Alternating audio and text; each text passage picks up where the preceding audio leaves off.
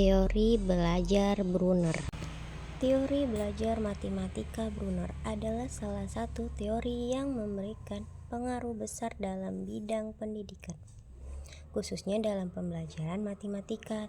Teori ini mencetuskan konsep pembelajaran discover learning, di mana siswa didorong untuk aktif dalam menemukan dan memahami konsep matematika melalui pengalaman langsung.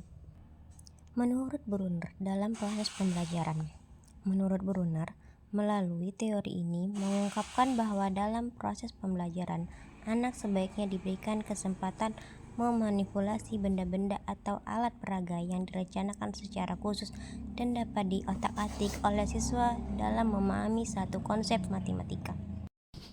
Tahap-tahap Brunner ada 3. Yang pertama, ada tahap enaktif. Pada tahapan ini, seorang akan mengetahui suatu aspek dari kenyataan tanpa menggunakan pikiran ataupun kata-kata dan terdiri dari pengajian kejadian yang lalu melalui respon motorik. Kedua, ada tahap ikonik. Di dalam tahapan ini, kegiatan pengajian akan dilakukan berdasarkan pada pikiran internal, di mana pengetahuan disajikan melalui serangkai gambar ataupun grafik yang dilakukan oleh anak. Terakhir, ada tahap simbolik. Di dalam tahapan ini, bahasa merupakan pada dasar simbolik, di mana anak akan memanipulasi simbol-simbol atau lambang objek tertentu. Menurut Brunner, ada 4 prinsip-prinsip tentang cara belajar dan mengajar matematika yang disebut teorema shift. 1. Penyusunan. 2. Teorema notasi. 3. Teorema kontrasan dan keanekaragaman. 4. Teorema pengaitan. Contoh penerapan teori belajar matematika Brunner. Mengajarkan pengertian hewan mamalia.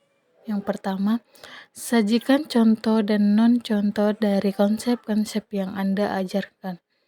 Misalnya, dalam mengajarkan mamalia, contohnya manusia, ikan paus, kucing, atau lumba-lumba.